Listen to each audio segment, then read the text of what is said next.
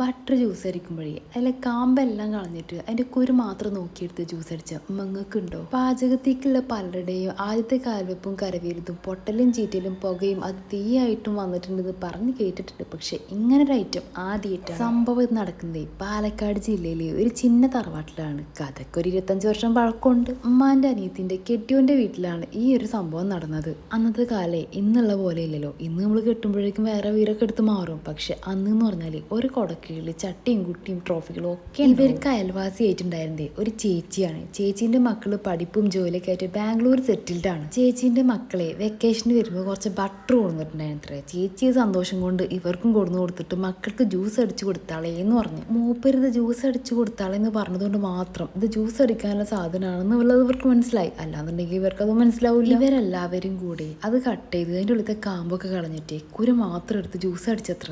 ഇതൊക്കെ ജാറിലേക്ക് ഇട്ട് മിക്സി ഓണാക്കിയത് മിക്സീൻ്റെ സൗണ്ടിന് എന്തോ ഒരു വ്യത്യാസം കാണുന്നുണ്ട് അത്ര. പക്ഷെ ഇവരതൊന്നും കാര്യമാക്കിയില്ല. ടേസ്റ്റ് നോക്കുമ്പോഴത്തെ ഒരുമാതിരി കയ്പ്. അത് നമ്മൾ പാവക്ക ജ്യൂസ് അടിച്ചാണ്ടാവില്ലേ, അത് തന്നെ പഞ്ചസാര പാത്രത്തിന്റെ 3/4 ഭാഗം ഇതിക്ക് കൊട്ടിയടിച്ച്. എന്നിട്ടോ ഒരു മാറ്റം ഉണ്ടായില്ല. ഓരോ തവണ അടിക്കും തോറും കയ്പ് കൂടി കൂടി വരികയെന്നല്ലാതെ ഇതിനൊരു കുറവില്ല. അവസാനം കയ്യിൽ നിന്ന് അങ്ങോട്ട് പോയി ഇവർക്ക് എല്ലാവർക്കും കൊണ്ട് മനസ്സിലായി.